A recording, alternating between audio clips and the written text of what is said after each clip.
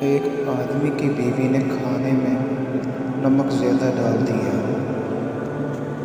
اسے غصہ تو بہت آیا، مگر یہ سوچتے ہوئے وہ غصے کو پی گیا کہ میں بھی تو خطائیں کرتا رہتا ہوں۔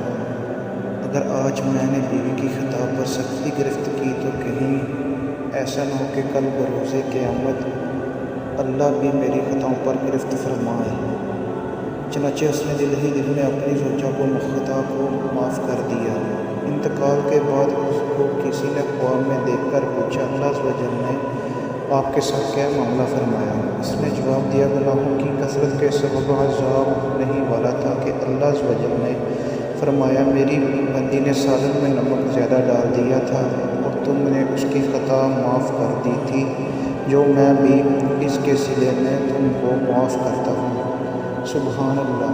دیکھا آپ نے کہ اللہ عز و جل کی رحمت کس قدر وسیع ہے کہ ایک شخص جو کثرت عصیاں کے سبب گرفتار عذاب ہونے ہی والا تھا، اس کے تمام قصور صرف اس لیے معاف کر دیے کہ اس نے اپنی زوجہ کا ایک چھوٹا سا قصور معاف کر دیا تھا۔